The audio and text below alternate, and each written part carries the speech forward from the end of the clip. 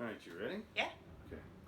Can you believe that we did that first interview 7 months ago? No, does not seem that long. So, okay, in light of that first interview, welcome back and tell us your name, where you're from, and what your sobriety date is.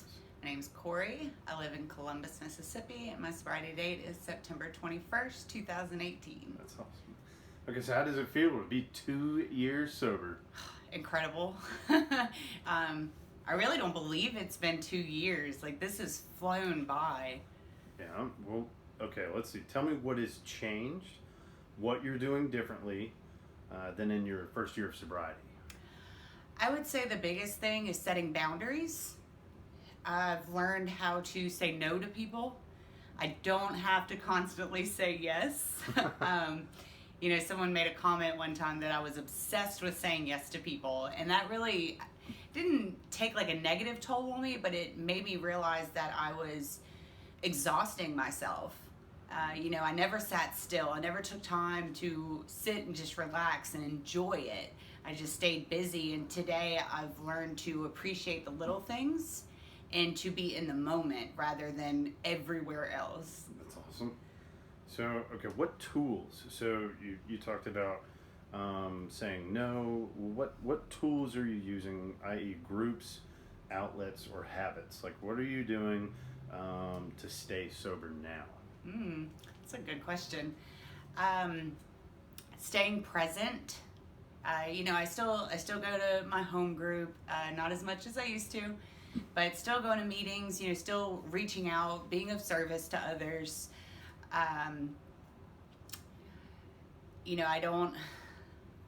I'm not going to sit here and say that I do prayer meditation every day, because I don't. Just being of service to others, being there for people. I've been asked several times to tell my story to different groups, and I always say yes to that. This YouTube thing, the YouTube channel has been a huge outlet. And believe it or not, a lot of social media, I've made a lot of connections with other people that are doing these sober movements, and it's really neat to connect with these people and find other people's stories and just sharing that with them. Do you have any hobbies or things that you do outside of, like, say, your work life and people? Camping, hiking. We love to go to the mountains. Really any kind of state parks, visiting family, kayaking. Nice. Okay, well, you said family. So how are your relationships, like your family, how are they impacting your sobriety? Like, what's changed with them? I think the biggest thing is, they see my growth. They see that progress. And I'm a lot closer with my family. There were times where I would go months and months and months without speaking to anyone in my family, just so isolated away from everybody. And today, I talk to at least one member of my family every day, whether it be text, Snapchat, phone calls, FaceTime. I have that connection with my family that I never had when I was, using or drinking. They're proud of you? Yes, very proud. Mm-hmm. And they tell me a lot. Okay, so a little reflection.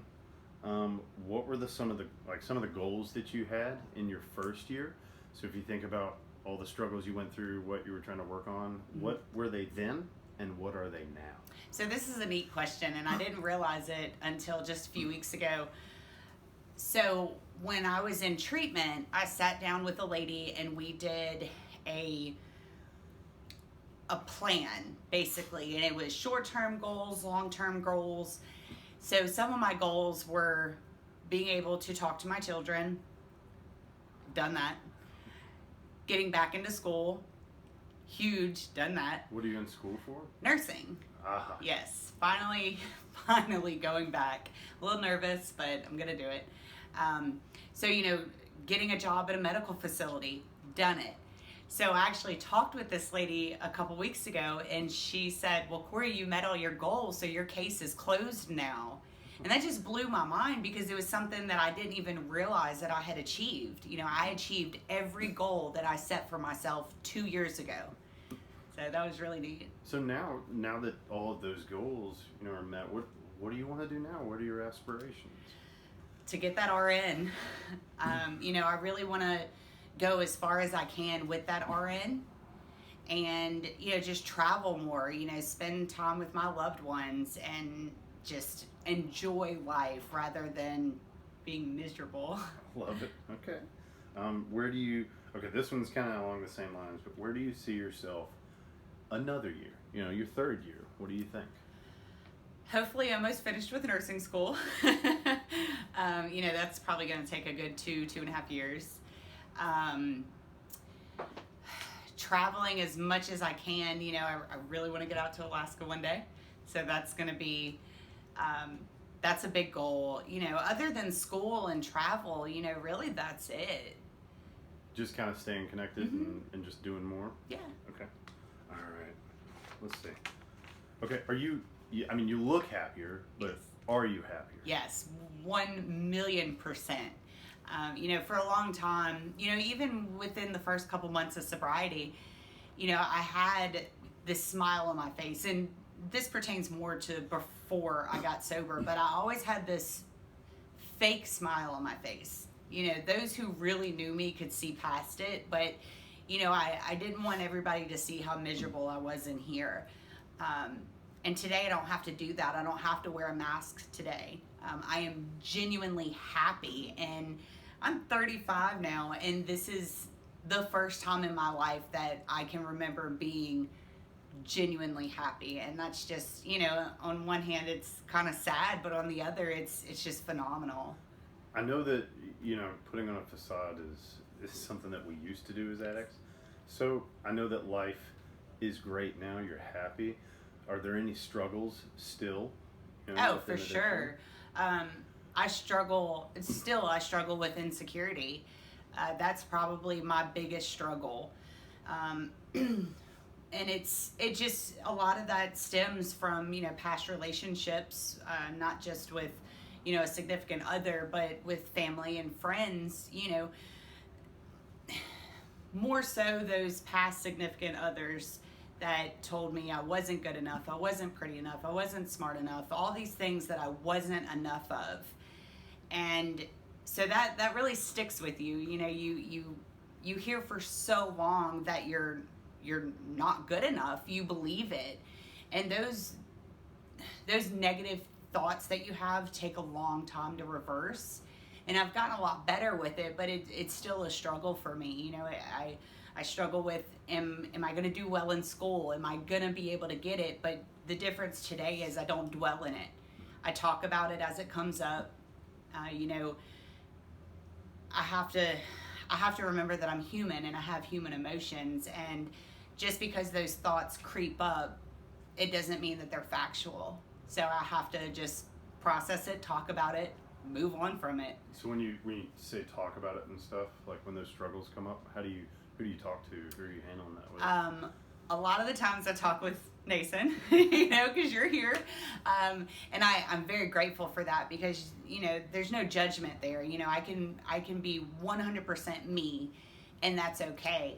I talk to, my closest friends. I talk to my family. I talk to pretty much anybody who will listen to me because I know that I have to get that stuff out. Is it the communication that's the biggest deal for you? Yes. Okay. Being able to communicate those things is a huge deal for me because I never had that in the past. And, maybe there were people there that were willing to have that communication, but I wasn't. So when you were out there using, so you weren't talking to anybody?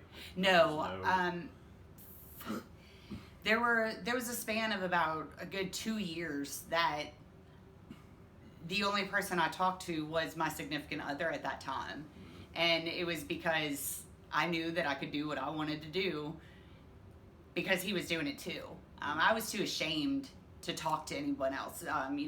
My family being the main ones, I was not gonna, because Lord only knows what would have came out of my mouth, and I wasn't gonna go there. I was too ashamed of what I was doing. So now, okay, 2 years have passed, communicating and living life. So what would you say to someone that's reaching the end of their first year? Mm-hmm. And how does the struggle continue? How do they stay on that path to sobriety? I think the biggest thing would be to continue to take it one day at a time. if you try to look too far into the future, you're going to get lost in it. You dwell in the past, you're going to get lost in it. There's no way to stay present if you're looking forward or backwards. That staying connected, staying active with, whatever program you may or may not be in, keep those open lines of communication. Be honest with everyone, including yourself, about anything that's happening with you. So you don't see yourself going backwards anytime soon? No. Going backwards for me, I know is death. And I'm not willing to risk that today. I enjoy my life way too much to sacrifice it. That's awesome. Okay, let's deal in the lightning round. Okay, This is a little bit new. So for people returning on interviews, I ask a question that's random. We didn't really talk about it, so all right, here it is. What's your favorite part about life today? I don't know how to choose just one. I think my freedom, freedom from the chaos in here, being able to be happy, having fun, enjoying things, laughter, being able to pay my bills, being able to go to work at a great job that I enjoy, all those things that I couldn't appreciate before. So, okay. I love that answer. Thanks. And then, is there anything else that you would put out there? Just keep on keeping on, it's life is good, it's all about your perspective. Every day is not rainbow and butterflies and sunshine. I have rough days, and I cannot pretend that every day is perfect, because it's not, but it's far better than what it used to be. What if I said 2 years was an ego number, and that it doesn't actually mean anything? What would you say to that?